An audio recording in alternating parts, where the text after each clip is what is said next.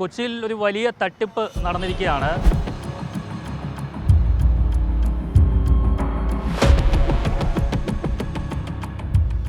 ഈ 13.5 ലക്ഷം അവർ തിരിച്ച് തന്നാലേ ഈ വീട് വെക്കേറ്റ് ചെയ്ത് നമുക്ക് പോകാൻ പറ്റുള്ളൂ. വളരെ പെർഫെക്റ്റ് ആയിട്ട് എഴുതിയ ഒരു സിസ്റ്റമാണ്. പക്ഷെ ഫോളോ ചെയ്യാൻ വരുമ്പോഴാണ് അതിൽ കുറേ ഫ്ലോസ് ഒക്കെ വരുന്നത്.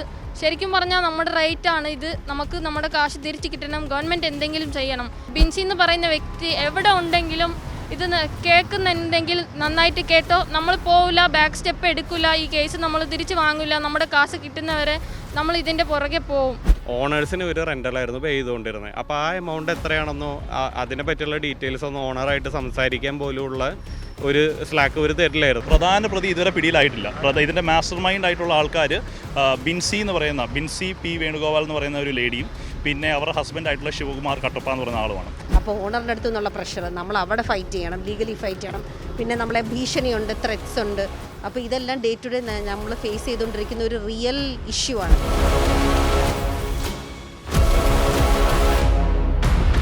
നമസ്കാരം. കൊച്ചിയിൽ ഒരു വലിയ തട്ടിപ്പ് നടന്നിരിക്കുകയാണ്. അതായത് ഫ്ലാറ്റ് ഉടമകളെ സമീപിച്ച് അവരുടെ ഫ്ലാറ്റ് റെൻറ്റിന് വാങ്ങിയതിന് ശേഷം മറ്റുള്ളവർക്ക് 1 വർഷത്തേക്ക് 2 വർഷത്തേക്ക് ലീസിന് നൽകി വലിയ തട്ടിപ്പ് നടത്തിയിരിക്കുകയാണ്. ഇതിനകത്ത് തട്ടിപ്പ് എന്താണ് എന്ന് വെച്ച് കഴിഞ്ഞാൽ ഈ ലീസിനെടുത്ത ആളുകളുടെ കയ്യിൽ നിന്നും ലക്ഷങ്ങളാണ് ഇവർ വാങ്ങിയിരിക്കുന്നത്. അതൊന്നും ഇവർക്ക് തിരിച്ചു കൊടുക്കുന്നില്ല. ഈ റെൻറ്റിനെടുത്ത ഉടമകൾക്ക് ഈ പണമൊന്നും കൊടുക്കുന്നില്ല. അങ്ങനെ വലിയ തട്ടിപ്പാണ് ഇവിടെ നടക്കുന്നത്. അങ്ങനെ ഏകദേശം ഒരു 40ഓളം പേരാണ് തട്ടിപ്പിന് ഇരയായിട്ടുള്ളത്. കൊച്ചി നഗരത്തിൽ വാടകയ്ക്കും ലീസിനും വീട് അന്വേഷിക്കുന്നവരെ ലക്ഷ്യമിട്ടായിരുന്നു തട്ടിപ്പിൻ്റെ തുടക്കം. ഹെക്സാർക്ക് എന്ന കമ്പനി ഉടമകളിൽ നിന്നും വാടക വ്യവസ്ഥയിൽ ഫ്ലാറ്റുകൾ ഏറ്റെടുത്ത ശേഷം അത് മറിച്ചു നൽകി വൻതുക ലീസ് ഡെപ്പോസിറ്റായി വാങ്ങുകയായിരുന്നു ഇവരുടെ രീതി. കരാറുകൾ ഒപ്പിട്ട് ലക്ഷങ്ങൾ വാങ്ങിയ ശേഷം കമ്പനി മുങ്ങി. ഉടമകൾക്ക് വാടക നൽകാത്തതിനെ തുടർന്ന് താമസക്കാർക്ക് ഒഴിഞ്ഞു പോകാനുള്ള നോട്ടീസുകൾ ലഭിച്ചു തുടങ്ങിയപ്പോഴാണ് വലിയൊരു ചതിയുടെ കഥ പുറം ലോകം അറിയുന്നത്. 14 കോടി രൂപയുടെ നഷ്ടം ഇതിനോടകം സ്ഥിരീകരിച്ചിട്ടുണ്ട്. സംഭവത്തിൽ കൊച്ചി സെൻട്രൽ സ്റ്റേഷനിൽ 5ഉം എളമക്കര സ്റ്റേഷനിൽ 3ഉം കേസുകൾ രജിസ്റ്റർ ചെയ്തിട്ടുണ്ട്. ഇതെങ്ങനെയാണ് നിങ്ങൾ തട്ടിപ്പിനെതിരെ? നമ്മൾ ഇവരുടെ ആഡൊക്കെ നോക്കിയത് OLXിലായിരുന്നു. ഞാൻ ഒരു 2-3 വീടൊക്കെ അവർ കാണിച്ചു തന്നിരുന്നു. ആ വീട് ഇഷ്ടപ്പെട്ടില്ല. പിന്നെ ഫൈനലി ഒരു ഫ്ലാറ്റ് അവർ കാണിച്ചു. അപ്പോൾ അതും നമ്മൾ ഹോൾഡിലിട്ട് അവർ 15 ലക്ഷമാണ് OLXിൽ ഇട്ടിരുന്നത്. നെഗോഷ്യബിൾ ആണെന്ന് പറഞ്ഞ് പോയി നോക്കി. എനിക്ക് ഇഷ്ടപ്പെട്ടു. പക്ഷേ എന്തായാലും അവരുടെ ഒരു ഡ്രാഫ്റ്റ് അയച്ചു കൊടുത്തിട്ടുണ്ടായിരുന്നു. അതിൽ മെയിൻ്റനൻസും കാര്യങ്ങളും നമ്മൾ പേ ചെയ്യുന്ന പോലെയായിരുന്നു. അപ്പോൾ അതുകൊണ്ട് അത് വിട്ടു. പിന്നെയും ഇവർ തന്നെ കമ്പനിയിൽ നിന്ന് വിളിച്ചു. നിമിഷ എന്ന് പറയുന്ന ഒരാളാണ് വിളിച്ചത്, എംപ്ലോയി. അപ്പോൾ അവർ വിളിച്ചിട്ട് പറഞ്ഞു, എന്താ നിങ്ങൾ നോക്കിയിട്ടുണ്ടായിരുന്നു, ഇഷ്ടപ്പെട്ടില്ലേ എന്താ അങ്ങനെ ചോദിച്ചപ്പോൾ ഞങ്ങൾ പറഞ്ഞു ഇഷ്ടപ്പെട്ടു. പക്ഷേ ഇതിൽ മെയിൻ്റനൻസ് പിന്നെ ബ്രോക്കറേജ് അങ്ങനെ ഇങ്ങനെ ഉള്ളത് കൊണ്ട് നമുക്ക് അത്ര പറ്റില്ല. പിന്നെ 15 അല്ലേ പറയുന്നത്. അങ്ങനെ പറഞ്ഞപ്പോൾ അത് നമുക്ക് നെഗോഷ്യബിൾ ആണ്. പിന്നെ മെയിൻ്റനൻസ് ചാർജ് ഇല്ല, ഇവിടെ ബ്രോക്കറേജ് ചാർജും ഇല്ല. അതുകൊണ്ട് എല്ലാവർക്കും നല്ല ഇതാണ്, ഇത് ഒരു ഓപ്പർച്യൂണിറ്റിയാണ്. അങ്ങനെ പറഞ്ഞപ്പോൾ ഓക്കെ പോയി നോക്കാമെന്ന് നമ്മളിവിടെ നോക്കി ഈ ഓഫീസിൽ വന്ന് നോക്കിയപ്പോൾ നമുക്ക് വിശ്വാസമില്ല അത്രയ്ക്കും. അപ്പോൾ കമ്പനിയുടെ ഡീറ്റെയിൽ ലൈക്ക് GST നമ്പറൊക്കെ കാണിച്ചു കൊടുത്തു. പിന്നെ ഇതിനു മുമ്പുള്ള ക്ലയൻറ്റിൻ്റെ ഡോക്യുമെൻറ്റ്സ് ഒക്കെ അവർ കാണിച്ചു കൊടുത്തു. അപ്പോൾ അത് നോക്കിയപ്പോൾ നമുക്ക് ഓക്കെ നല്ല രീതിയിൽ തോന്നി. അപ്പോൾ വിശ്വസിക്കാമെന്ന് പറഞ്ഞ് അവരുടെ ID ഒക്കെ ആ സമയം വാങ്ങിച്ച് ഫോട്ടോ ഒക്കെ എടുത്തിട്ടാണ് നമ്മൾ അഡ്വാൻസ് 50,000 പേ ചെയ്തത്. അപ്പോൾ എല്ലാ കാര്യങ്ങളും ഓക്കെ ആയിരുന്നു. വീട് പോയി നോക്കിയിട്ട് പിന്നെ ഓണറും അങ്ങനെ സൈൻ ചെയ്തതിന് ശേഷം എല്ലാം ഡോക്യുമെൻ്റ് 2 ദിവസം കഴിഞ്ഞിട്ട് നിങ്ങൾക്ക് കിട്ടും. അന്ന് PDF ആയിട്ട് അയച്ചു. എല്ലാം ക്ലീൻ ആയിരുന്നു. അപ്പോൾ 2 ദിവസം കഴിഞ്ഞിട്ട് ഈ നോട്ടറി അടിച്ച് നമ്മുടെ കയ്യിൽ കിട്ടുമെന്ന് പറഞ്ഞതുപോലെ തന്നെ അവർ ചെയ്തു. പിന്നെ എമൗണ്ടും നെഗോഷിയേറ്റ് ചെയ്തു 13.5 ലക്ഷം എന്ന് പറഞ്ഞ്. പക്ഷെ അതും ഞങ്ങളുടെ കയ്യിലില്ല, 12 ആയിരുന്നു. അതും അവർ ഓക്കെ എന്ന് പറഞ്ഞു ടൈം കൊടുത്തിട്ടുണ്ടായിരുന്നു. ഞാൻ അതായത് 2024 ഓഗസ്റ്റിലായിരുന്നു ഇത് നോക്കിയത്. അപ്പോൾ നവംബർ വരെ അവർ ടൈം കൊടുത്തിട്ടുണ്ടായിരുന്നു. അപ്പോൾ അത്രയും നമ്മുടെ അനുസരിച്ച് നമ്മുടെ രീതിയിൽ നമുക്ക് ഹെൽപ്പ് ചെയ്യുന്നെന്ന് തോന്നി വിശ്വസിച്ചാണ് ഇവിടെ വന്നത്. പിന്നെ അപ്പോൾ ആ സമയം എല്ലാം ഓക്കെ ആയിരുന്നു. പറഞ്ഞതുപോലെ നമ്മളും ടൈമിൽ കാശ് കൊടുത്ത് ആ ട്രാൻസാക്ഷൻ ID എല്ലാം തന്നെ എഗ്രിമെൻറ്റിലുണ്ട്. ക്ലീൻ ആണ്, എഗ്രിമെൻറ്റിൽ ഒരു ഇതും ഇല്ല. അതിൽ ഒരാളാണ് സൈൻ ചെയ്തിട്ടുള്ളത്, ബിൻസി എന്ന് പറഞ്ഞവർ. അപ്പോൾ എല്ലാവരുടെ പേപ്പറിലും അവരുടെ സൈനാണുള്ളത്. പക്ഷേ കുറച്ച് ആൾക്കാർ കാണാതെയും സൈൻ ചെയ്തിട്ടുണ്ട്. അത് ഞാൻ കണ്ടിട്ടില്ല. മേഡം ഉണ്ട്, ഉള്ളിലുണ്ട്, സൈൻ വാങ്ങിച്ചിട്ട് വരാം അങ്ങനെയൊക്കെയാണ് പറഞ്ഞിട്ട് പോയത്. മീറ്റിംഗ് നിങ്ങൾക്ക് എത്ര രൂപ നിങ്ങളുടെ കയ്യിൽ നിന്ന് വാങ്ങിയിട്ടുണ്ട്? എൻ്റെ കയ്യിൽ നിന്ന് 13.5 ലക്ഷമാണ് ഞാൻ ഇൻവെസ്റ്റ് ചെയ്തിട്ടുള്ളത് എത്ര നാളത്തേക്ക്? ലീസിന്. അതായത് 2 ഇയേഴ്സ് ആണ്. പക്ഷേ 1 ഇയർ കഴിഞ്ഞിട്ട് 11 മന്ത്സ് കഴിഞ്ഞിട്ട് എക്സ്റ്റെൻഡ് ചെയ്യണം. ഒരു പ്രാവശ്യം ഞാൻ എക്സ്റ്റെൻഡും ചെയ്തു. ഇങ്ങനെ ഭയങ്കര നല്ല രീതിയിലായിരുന്നു, മെയിൻ്റെനൻസും അടയ്ക്കുമായിരുന്നു. അപ്പോൾ എനിക്ക് ഒരു പ്രശ്നവും തോന്നിയില്ല. അപ്പോൾ ഇത് കാരണം ഞാൻ എൻ്റെ റിലേറ്റീവ്, എൻ്റെ സിസ്റ്ററിന് റിക്കമെൻഡ് ചെയ്തു. പിന്നെ ഒരു റിലേറ്റീവ്, ഹസ്ബൻഡ് റിലേറ്റീവ്, അവരൊക്കെ എടുത്തിട്ടുണ്ടായിരുന്നു ഇവരുടെ കാരണം, ഇവർ നല്ല രീതിയിലുള്ളത് കൊണ്ട്. പക്ഷേ ഇപ്പോൾ എൻ്റെ ഓണർ, അതായത് ഈ ജനുവരി മാസമാണ് എൻ്റെ ഓണർ എന്നെ വിളിക്കുന്നത്. അല്ലെങ്കിൽ ഡയറക്റ്റ് കോൺടാക്റ്റ് ഒന്നും ഇല്ല ഓണറായിട്ട്. അന്ന് സൈൻ ചെയ്യിപ്പിച്ച ദിവസം മാത്രമേ ഞാൻ ഓണറെ കണ്ടിട്ടുള്ളൂ. അപ്പോൾ വിളിച്ചിട്ട് ഇങ്ങനെ ഇവർ റെൻറ്റ് അടച്ചിട്ടില്ല, എന്താ പ്രശ്നം, നിങ്ങളപ്പോൾ റെൻറ്റ് എനിക്ക് പേ ചെയ്യണം, അല്ലെങ്കിൽ പ്രശ്നമാവും, എനിക്ക് ഭയങ്കര ഫിനാൻഷ്യൽ ഇഷ്യൂസ് ഉണ്ട്, അങ്ങനെ ഇങ്ങനെ പറഞ്ഞു. അപ്പോൾ അത് കഴിഞ്ഞിട്ട് നോക്കിയപ്പോഴാണ് പിന്നെ ഉള്ള ദിവസം എല്ലാവരും പോലീസ് സ്റ്റേഷനിൽ പോയി കേസൊക്കെ കൊടുത്ത് FIR ഒക്കെ ഫയൽ ചെയ്തു. FIR എടുക്കാനും ഭയങ്കര ബുദ്ധിമുട്ടിലാണ് എടുത്തത്. എനിക്ക് FIR കിട്ടി. അപ്പോൾ ഇങ്ങനെയാണ് കാര്യങ്ങൾ പോകുന്നത്. പിന്നെ എൻ്റെ ഓണർ ഇപ്പോൾ ഈ ഫെബ്രുവരി മാസം എൻ്റെ അടുത്ത് മാർച്ചിൽ പുറത്തിറങ്ങണം, അല്ലെങ്കിൽ മാർച്ച് മുതൽ പുതിയ ഒരു എഗ്രിമെൻറ്റ്, അതായത് ഓണർക്കും എനിക്കുമുള്ള റെൻ്റൽ എഗ്രിമെൻറ്റിൽ ഞാൻ സൈൻ ചെയ്തിട്ട് അവിടെ താമസിക്കണം, അല്ലെങ്കിൽ ഞാൻ പുറത്ത് വെക്കേറ്റ് ചെയ്ത് കൊടുക്കണമെന്നാണ് പറയുന്നത്. പക്ഷെ ഞാൻ ഈ പുതിയ റെൻ്റൽ എഗ്രിമെൻറ്റിൽ സൈൻ ഇട്ടാൽ എൻ്റെ പഴയ എഗ്രിമെൻറ്റിൻ്റെ ഇത് പോവുമല്ലോ, വാല്യൂ ഉണ്ടാവില്ല. അപ്പോൾ അതാണ് അവർ നോക്കുന്നത്. എന്തായാലും നമ്മൾ സൈൻ ചെയ്ത് കൊടുത്തിട്ടില്ല, കൊടുക്കൂല, ലീഗലി എന്താണോ അതിനാണ് നമ്മൾ പോകുന്നത്. 13 ലക്ഷം അവർ തിരിച്ചു തരേണ്ടതാണ്. ഈ 13.5 ലക്ഷം അവർ തിരിച്ച് തന്നാലേ ഈ വീട് വെക്കേറ്റ് ചെയ്ത് നമുക്ക് പോകാൻ പറ്റുള്ളൂ. എഗ്രിമെന്റിൽ അത് കൃത്യമായിട്ട് പറഞ്ഞിട്ടുണ്ട്. എഗ്രിമെന്റിൽ കൃത്യമായിട്ട് പറഞ്ഞിട്ടുണ്ട്. അതായത് ഓരോ ക്ലോസിൻ്റെ ഉള്ളിലാണ് വരുന്നത്. അത് ഫസ്റ്റ് നമ്മൾ 2 മന്ത്സ് മുമ്പ് അവർക്ക് മെയിൽ അയക്കണം. അപ്പോൾ 50% അവർ അലോട്ട് ചെയ്യും. അങ്ങനെ കുറച്ച് പെർസെൻറ്റേജ് ആയിട്ടാണ് അവർ കൊടുക്കുന്നത്. അത് ഭയങ്കര ക്ലിയർ ആയിട്ടുണ്ട്. എഗ്രിമെൻറ്റിൽ എല്ലാം തന്നെ നല്ല രീതിയിലുണ്ട്. അപ്പോൾ ഇങ്ങനെ ആയപ്പോൾ ഓണർ ഇങ്ങനെ പ്രഷർ കൊടുക്കുന്നു, ഒരു സൈഡിൽ നിന്ന് നമ്മൾ പുറത്തിറങ്ങണമെന്ന് പറഞ്ഞിട്ടൊക്കെ. പിന്നെ മെയിൻ്റനൻസിൻ്റെ കാര്യം ഇപ്പോൾ ഭയങ്കര ഇഷ്യൂ ആണ്. അവിടെ 4-5 മാസത്തിന് മെയിൻ്റനൻസ് അടച്ചിട്ടില്ല. ഈ കമ്പനിക്കാരാണ് മെയിൻ്റനൻസ് അടയ്ക്കുന്നത്. അപ്പോൾ ഓണർ ജാനുവരി വരെ അവർ വാങ്ങിച്ചിട്ടുണ്ടായിരുന്നു റെൻറ്റ്. പക്ഷേ ഈ മെയിൻ്റനൻസിൻ്റെ കാര്യം അവരും നോക്കിയില്ല, നമുക്കും അറിയില്ല, അവിടെ നിന്ന് പറഞ്ഞില്ല. ഇപ്പോഴാണ് ഇത്രയും പെൻഡിങ് എന്ന് പറയുന്നത്. അപ്പോൾ ഇത് നമ്മൾ പേ ചെയ്താൽ അപ്പോൾ നമ്മളവിടെ റെൻറ്റിനായതുപോലെ ആയിപ്പോവും. അതുകൊണ്ട് അത് അവിടെ സ്റ്റോപ്പിൽ നിൽക്കുന്നു, പേ ചെയ്തിട്ടില്ല. പിന്നെ ഞങ്ങൾ ലീഗലി കോർട്ട് ത്രൂ മൂവ് ചെയ്യുന്നു. പക്ഷേ ഇത്രയും ഇത് നടക്കാൻ കാരണം എന്താ? ഇത് ഓൾറെഡി ഒരു സ്കാമാണ്. തമിഴ്നാട്ടിൽ, കർണാടകയിലൊക്കെ നടന്ന സ്കാമാണ്. പക്ഷെ നമുക്കിതൊക്കെ അറിയില്ല. എന്തുകൊണ്ടാണ് മീഡിയാസൊക്കെ അത്ര ഇത് പബ്ലിഷ് ചെയ്തില്ല? ശരിക്കും പറഞ്ഞാൽ ഞാനൊക്കെ ജീവിച്ചത് തമിഴ്നാട്ടിലായിരുന്നു. അപ്പോൾ ഈ ന്യൂസ് എന്തായാലും നല്ല രീതിയിൽ കിട്ടിയിട്ടുണ്ടെങ്കിൽ, എനിക്ക് കണ്ടിട്ടുണ്ടെങ്കിൽ ഞാൻ ഇങ്ങനത്തെ കമ്പനി ഞാൻ വിശ്വസിക്കാൻ പോവില്ല. അപ്പോൾ ആൾക്കാർക്ക് അറിയാത്തത് കൊണ്ടാണ് ഇതിൽ വന്ന് പെട്ടുപോയി.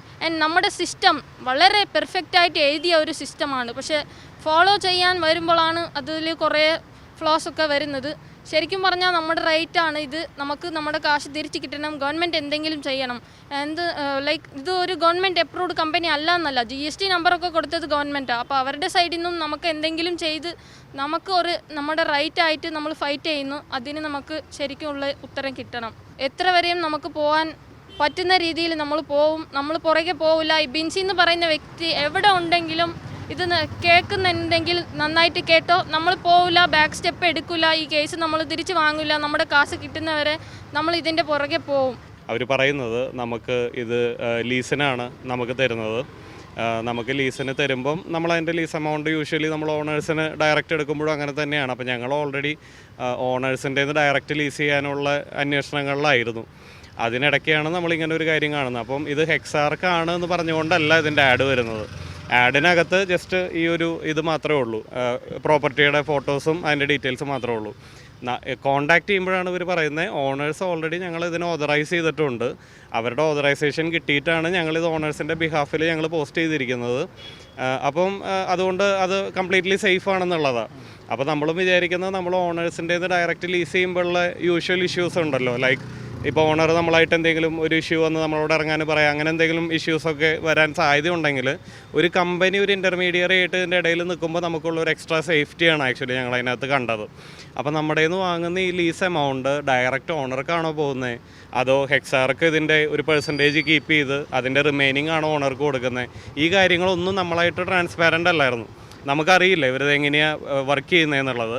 അവർ പറഞ്ഞത് ഓണർ ഓതറൈസ് ചെയ്തിട്ടുണ്ടെന്നുള്ളത് മാത്രം. അപ്പം സ്വാഭാവികമായിട്ടും ഞങ്ങൾ വിചാരിച്ചത് ഈ എടുക്കുന്ന ലീസ് എമൗണ്ടിൻ്റെ പ്രോബബ്ലി ഒരു കമ്മീഷൻ കീപ്പ് ചെയ്തുകൊണ്ട് ബാക്കി എമൗണ്ട് അതിൻ്റെ ഓണേഴ്സിലേക്ക് പോകുമായിരിക്കും എന്നുള്ള രീതിയിലാണ് നമ്മൾ മനസ്സിലാക്കിയത്.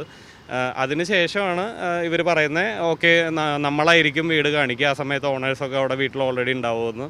അങ്ങനെ നമ്മൾ വീട് കാണുന്നു. വീട് കാണാൻ ചെല്ലുമ്പം ഈ ഹെക്സാർക്കിൻ്റെ സ്റ്റാഫും ഉണ്ട്, അവിടെ അതിൻ്റെ ഓണേഴ്സും ഓൾറെഡി ഫ്ലാറ്റിനകത്തുണ്ട്, പ്രൊമൈസസിലുണ്ട്. ആ ഓണേഴ്സും ഈ ഹെക്സാർക്കിൻ്റെ എക്സിക്യൂട്ടീവ്സും കൂടിയാണ് നമ്മളെ വീട് തന്നെ വ്യൂയിങ് ഒക്കെ നടത്തിയത്. അപ്പോൾ നമുക്കതൊക്കെ വരുന്ന ഒരു എക്സ്ട്രാ ട്രസ്റ്റ് നമുക്ക് ഓട്ടോമാറ്റിക്കലി വരികയാണ്, കാരണം ഓണേഴ്സ് ഓൾറെഡി ഇവരായിട്ട് അലൈൻഡ് ആണ്. അപ്പം അത് കണ്ടിട്ടാണ് നമ്മൾ ഇതിലേക്ക് എൻ്റർ ചെയ്യുന്നത്. അപ്പം നമ്മുടെ ഒരു ക്യാച്ച് എന്തായിരുന്നു എന്ന് വെച്ച് കഴിഞ്ഞാൽ, ഈ ലീസ് എമൗണ്ട് നമ്മൾ കൊടുക്കുന്നുണ്ട്, പിന്നെ നമ്മൾ എത്ര നാളാണോ നിൽക്കുന്നത്, ഇനീഷ്യൽ എഗ്രിമെൻറ്റ് 2 years ആണ്. ഈ പറയുന്ന 2 years കഴിഞ്ഞ് നമ്മൾ ഇറങ്ങുമ്പം യൂഷ്വൽ കേസസിലുള്ള പോലെ തന്നെ ഇതിൻ്റെ ലീസ് എമൗണ്ട് നമുക്ക് റിട്ടേൺ ചെയ്യും. നോ പ്രോഫിറ്റ്, നത്തിങ്, ഒന്നും എക്സ്ട്രാ ഒന്നുമില്ല. നമ്മുടെ എത്രയാണോ കൊടുത്തത് ആ എമൗണ്ട് നമുക്ക് റിട്ടേൺ ചെയ്യും. അതായിരുന്നു നമുക്ക് ഇതിലുള്ള ക്യാച്ച്. സെയിം ആസ് ഓണേഴ്സിന് നമ്മൾ ഡയറക്റ്റ് എടുക്കുമ്പോഴുള്ള അതേപോലെ തന്നെയാണ് വർക്കിംഗ് നമ്മുടെ സൈഡിൽ.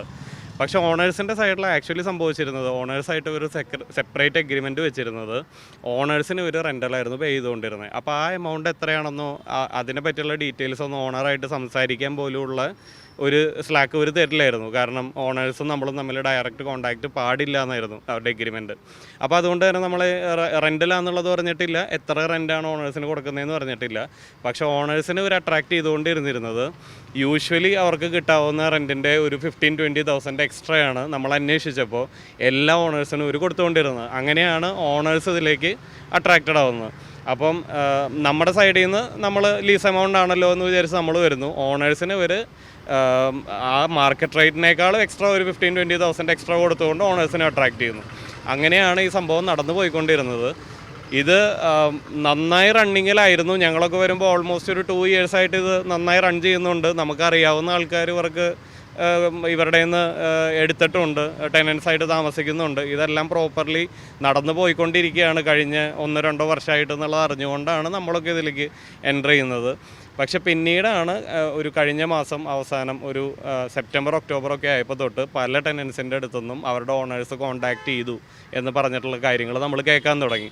അതിനുശേഷം നമ്മളിത് അന്വേഷിച്ച് തുടങ്ങിയപ്പോഴാണ് ഇവരുടെ അടുത്ത് തന്നെ നമ്മൾ വന്ന് ചോദിച്ചു, എന്താണ് നിങ്ങൾ ഈ അവർക്ക് എങ്ങനെ ഇത്രയും നിങ്ങളൊരു ഹൈ റെൻ്റൽ കൊടുക്കുന്നതെന്ന് പറഞ്ഞപ്പോൾ ഇതിൻ്റെ മാനേജിങ് ഡയറക്ടർ അജിൽ എന്ന് പറയുന്ന ഇപ്പോൾ റിമാൻഡിലുള്ള പുള്ളിയായിട്ടാണ് നമ്മൾ അന്ന് വന്ന് സംസാരിച്ചത്.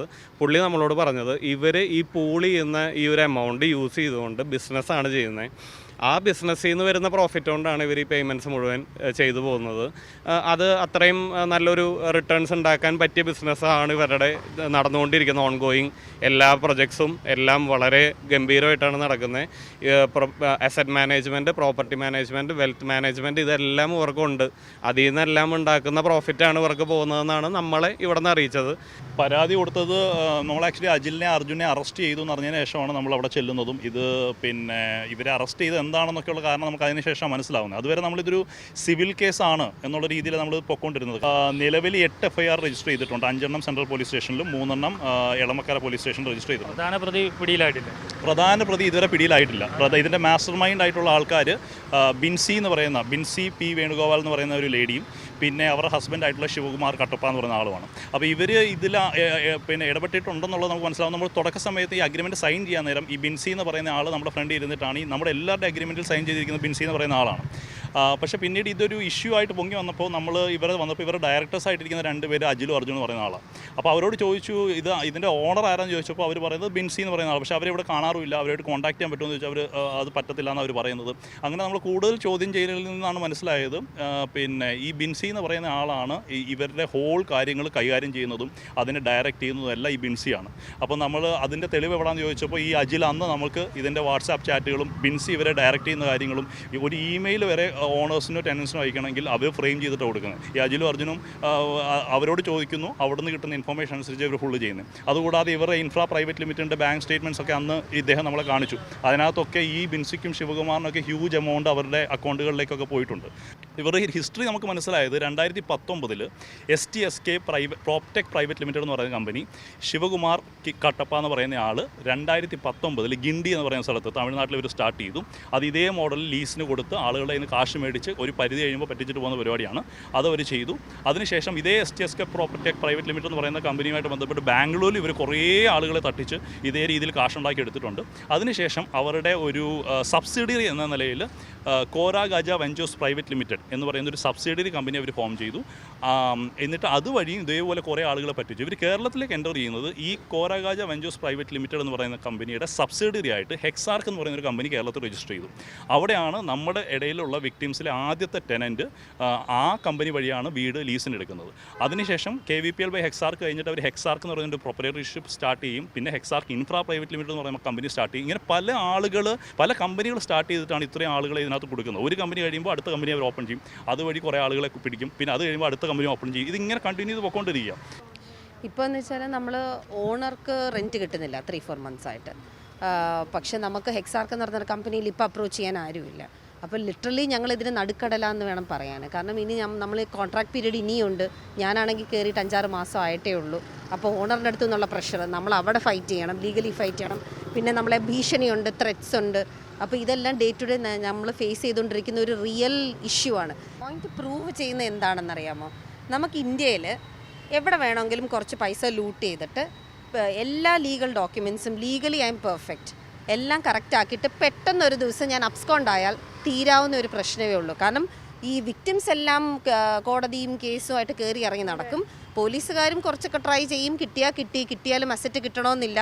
എന്നിട്ട് ഒരൊറ്റ മുങ്ങലാണ്. It could be within India അല്ലെങ്കിൽ ഔട്ട്സൈഡ് ഇന്ത്യ. അതോടുകൂടി ആ കേസ് ക്ലോസ് ആയി. ഐ തിങ്ക് ഒന്ന് നമ്മുടെ സിസ്റ്റം മാറ്റണം, ഇല്ലെങ്കിൽ നമ്മുടെ ലോ അതിനനുസരിച്ച് ബൈൻഡ് ചെയ്യണം. കാരണം നമ്മുടെ ഇത്രയും പേരെ ഫ്രോഡിൻ്റെ പൈസ വരുമ്പോഴത്തേക്കിന് അവർ നമ്മളിപ്പം പോലീസ് സ്റ്റേഷനിലാണെങ്കിൽ എവിടെയെങ്കിലും ചെല്ലുമ്പോൾ പറയുന്നത് നിങ്ങൾ ഇത്രയും പഠിപ്പും വിവരമുള്ളവർ ഇതിൽ വീണല്ലോ, അതല്ല ചോദിക്കേണ്ടത്, എന്തുകൊണ്ട് വീണു. അപ്പോൾ ഇഫ് ഇറ്റ് ഈസ് വാലിഡ് അതിനെ ആ ഒരു സിസ്റ്റം നമ്മൾ അത്രയ്ക്ക് സ്ട്രോങ് ആക്കണം. സോ ദാറ്റ് ഈ സ്കാംസ് ഇനി നടക്കാൻ പാടില്ല. Scam is every now and then in India. പക്ഷേ ഇതിപ്പോൾ ഇൻട്രാ സ്റ്റേറ്റ് എന്ന് തന്നെ വേണം പറയാൻ. ഇപ്പോൾ 3 states ആണ്. ഇനി നെക്സ്റ്റ് എവിടെ പ്ലാൻ ചെയ്തു ഓൾറെഡി ഒരു സോൾ പ്രൊപ്പറേറ്റർഷിപ്പോ അല്ലെങ്കിൽ പ്രൈവറ്റ് ലിമിറ്റഡോ എവിടെയെങ്കിലും തുടങ്ങി അവർ സ്റ്റാർട്ട് ചെയ്ത് കാണും. സോ ഇതിന് ഒരു സ്റ്റോപ്പ് വരുത്തണം. അതിന് മലയാളികളല്ലാതെ വേറെ ആരും ഇത്ര സ്ട്രോങ് ആയിട്ട് പോകാൻ പറ്റില്ല. അതുകൊണ്ട് തന്നെ ഞങ്ങൾ മീഡിയയിൽ വരുന്നത് തന്നെ. എല്ലാവരും വിശ്വസിപ്പിക്കുന്ന തരത്തിലായിരുന്നു ഇവരുടെ ഈ ഒരു നീക്കമെല്ലാം. എല്ലാം വളരെ ലീഗൽ ആയിട്ടുള്ള കാര്യങ്ങളാണ് കൊണ്ടുപോയിരുന്നത്.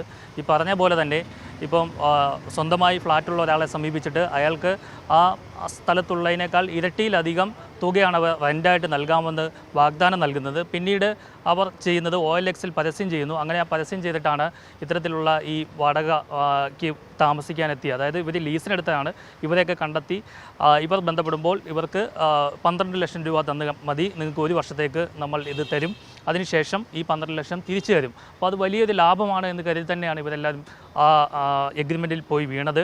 പക്ഷേ അതിനുശേഷം 1-2 മാസം അല്ലെങ്കിൽ 1 വർഷമൊക്കെ താമസിച്ച ആൾക്കാരുണ്ട്. അവർക്കൊക്കെ കൃത്യമായിട്ട് ഈ പണം തിരികെ നൽകാമെന്നുള്ള വാഗ്ദാനം നൽകി ചെക്കൊക്കെ കൊടുത്തിട്ടുണ്ടായിരുന്നു. പക്ഷേ ഇത് വിശ്വാസ്യത ഉള്ളതുകൊണ്ട് അവർ വീണ്ടും എഗ്രിമെൻറ്റ് പുതുക്കി. പിന്നീട് ഇവർക്ക് ഈ ഉടമസ്ഥന് വാടക നൽകാത്തൊരവസ്ഥയിലേക്ക് വന്നപ്പോഴാണ് ഇതൊരു തട്ടിപ്പാണ് എന്ന് ഇവരെല്ലാം മനസ്സിലാക്കുന്നത്. എന്തായാലും വലിയ തട്ടിപ്പാണ് നടത്തിയത്. 15 കോടിയിലധികം രൂപയാണ് ഇവർ കൊച്ചിയിൽ നിന്ന് മാത്രം തട്ടിയെടുത്തതെന്നാണ് നമുക്ക് ലഭിക്കുന്ന വിവരം. എറണാകുളം സിറ്റി പോലീസ് 2 പോലീസ് സ്റ്റേഷനുകളിലായി 8 FIRകളാണ് ഇട്ടിരിക്കുന്നത്. 60ഓളം ആളുകളാണ് ഇത്തരത്തിൽ തട്ടിപ്പിനിരയായിരിക്കുന്നത്.